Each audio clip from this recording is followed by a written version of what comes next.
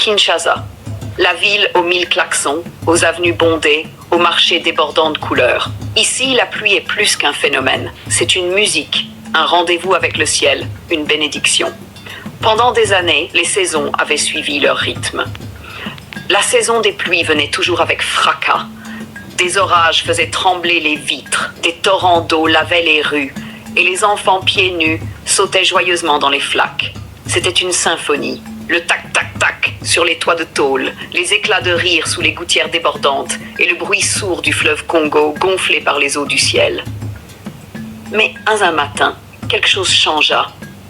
Il faisait chaud, étouffant comme d'habitude, sauf que le vent était absent. Les nuages avaient disparu, le ciel brillait d'un bleu trop clair, presque vide. Et surtout, il ne pleuvait plus. « Ce n'est rien », disait papa. « C'est juste un petit retard. C'est normal », ajoutait maman. La météo n'est plus ce qu'elle était. Mais les jours passèrent, puis des semaines. Les bassines posées dehors pour recueillir l'eau de pluie restaient vides.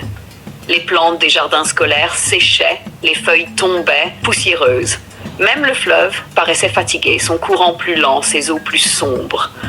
À l'école de Lamba, dans une salle aux murs couverts de cartes de géographie et de proverbes en lingala, une jeune fille leva timidement la main. Elle s'appelait Malika, 12 ans, curieuse, un carnet toujours dans la poche. Elle demanda d'une voix claire « Monsieur, pourquoi la pluie ne tombe plus sur Kinshasa ?»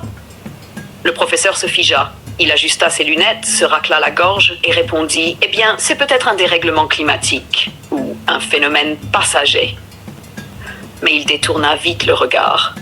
Même les adultes ne savaient plus vraiment. Dans la cour, pendant la récréation, les enfants se plaignaient de la chaleur. Certains disaient que la pluie avait été volée par une autre ville. D'autres disaient qu'elle s'était perdue. Mais dans le regard de Malika, il y avait plus que de l'inquiétude. Il y avait une question profonde. Une intuition, comme si quelque chose quelque part ne tournait plus rond. Et surtout comme si quelqu'un quelque part attendait qu'on l'écoute. Au marché de Gambella, les gens parlaient bas. « Le ciel est fâché », disait une vendeuse de bananes. « C'est la terre qui se venge », ajoutait un vieux monsieur. Malika marchait entre les étals, son petit carnet à la main. Elle écoutait, notait, observait. Un vieil homme, nommé Tatamok, assis près de quelques légumes flétris, l'appela doucement. « Petite, la pluie n'est pas juste de l'eau. Elle a un cœur. Et je crois qu'on l'a blessée. » « Qui ça, on ?» demanda Malika. « Nous tous, répondit-il. La terre crie, mais plus personne ne l'écoute. » Ces mots restèrent dans la tête de Malika comme un tambour lent. Et ce soir-là, en regardant le ciel, elle murmura « Moi, je veux écouter. » Ce soir-là, Malika alla voir sa grand-mère assise sur un vieux fauteuil en rotin. « Mamie, est-ce que la pluie peut disparaître pour toujours ?» La vieille femme sourit tristement. « Quand la terre souffre, elle se tait. Mais si tu écoutes bien, tu entendras son cœur. Il bat comme un tambour. » Intriguée, Malika fabriqua un petit tambour avec une calebasse et du tissu tendu. Chaque matin, elle le frappait doucement au bord du fleuve. Un jour, alors qu'elle jouait, un souffle chaud traversa les arbres. Une voix étrange murmura dans le vent. « Tu m'entends, petite fille ?» Malika sursauta. Le tambour vibra entre ses mains. C'était Nzazi, l'esprit de la pluie, triste, fatigué, et il avait quelque chose à lui dire. Dans ses rêves, Malika vit un vieil homme au regard gris comme un nuage. Il portait une longue cape faite de brume. « Je suis Nzazi, l'esprit de la pluie, dit-il. »« Pourquoi tu ne viens plus ?» demanda Malika. Nzazi soupira. « Vous avez détruit mes chemins. Les arbres tombent, les rivières étouffent. Le vent est prisonnier. Alors, moi aussi, je me suis retirée. » Malika baissa la tête. « Je veux t'aider. Que dois-je faire ?» Nzazi lui tendit un pendentif en forme de goutte d'eau. « Trouve les 3 gardiens oubliés de Kinshasa. L'arbre, le fleuve et le vent. S'ils se réveillent, je reviendrai. » Malika se réveilla en sursaut. Le pendentif brillait autour de son cou. La mission venait de commencer. Dès le lendemain, Malika rassembla ses 2 meilleurs amis. Joël, qui dessinait tout ce qu'il voyait, et Sarah, une fille débrouillarde qui fabriquait des objets avec presque rien. « On doit retrouver l'arbre, le fleuve et le vent, » dit Malika. « Ce sont les gardiens de la pluie. Ils commencèrent par la colline de Ngaliema. Au cœur d'un vieux bosquet, un grand baobab se dressait, fatigué. « Je suis l'arbre, souffla-t-il, mais je me meurs. » Replantez mes enfants. Les enfants creusèrent la terre et plantèrent des jeunes pousses autour. Le vent souffla doucement comme un remerciement. Puis ils allèrent au bord du fleuve Congo. Des déchets flottaient partout. Ils ramassèrent, nettoyèrent jusqu'à voir l'eau redevenir claire. Enfin, au sommet d'un immeuble abandonné, ils accrochèrent des petits moulins à vent fabriqués par Sarah. L'air se remit à tourner. Le vent chantait. Les 3 gardiens s'étaient réveillés. Le pendentif brillait de plus en plus fort. Ce soir-là, Malika sentit le pendentif vibrer sur sa poitrine. Les 3 gardiens lui parlaient. Le moment était venu. Elle s'assit au bord du fleuve et sortit son petit tambour. Toum, toum, toum. Le rythme était lent, profond comme un appel ancien.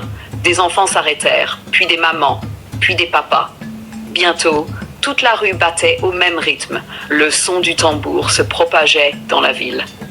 Alors, Zazie apparut dans un grand nuage au-dessus du fleuve. Vous avez écouté, vous avez soigné, la pluie peut revenir, mais souvenez-vous, elle n'est pas un droit, elle est un cadeau. Le vent souffla fort, les feuilles tournoyèrent, et dans le ciel, un grondement lointain. Le ciel au-dessus de Kinshasa était gris. Pas un gris triste, mais un gris dense, chargé, vivant. Les enfants levaient les yeux, les adultes aussi, retenant leur souffle. Malika tenait toujours son tambour. Le pendentif brillait faiblement maintenant, comme une bougie à la fin d'un voyage. Puis soudain, une goutte. Juste une. Elle tomba doucement sur le nez d'un petit garçon qui éclata de rire.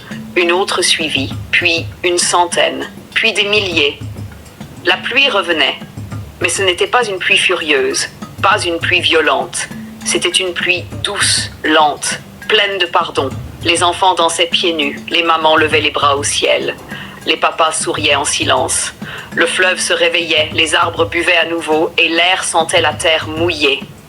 Malika ferma les yeux. Dans sa tête, elle entendait encore la voix de Nzazi. Respectez l'eau, protégez la terre et la pluie vous aimera toujours. Le lendemain, des écoles plantèrent des arbres. Des jeunes nettoyèrent les ruelles. Des chansons furent écrites pour célébrer le retour du ciel.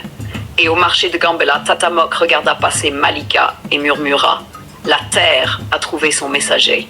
Malika sourit, puis leva les yeux vers les nuages. Cette fois, elle savait écouter. Leçon à retenir.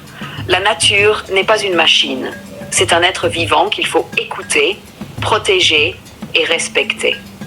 Quand les humains détruisent les arbres, polluent les eaux et ignorent les signes de la terre, la nature se retire. Mais il n'est jamais trop tard pour réparer, agir et recréer le lien. Et ce sont souvent les enfants, curieux, courageux, à l'écoute, qui peuvent rappeler les esprits oubliés et réveiller l'harmonie. Autre message de l'histoire. L'écologie commence par des gestes simples. Planter un arbre, ramasser les déchets, écouter la nature. Les traditions, les anciens et les contes portent souvent une sagesse précieuse. La pluie n'est pas garantie, c'est un don. Et ce don dépend de notre comportement envers la planète. L'union fait la force. Quand la communauté se rassemble, tout devient possible.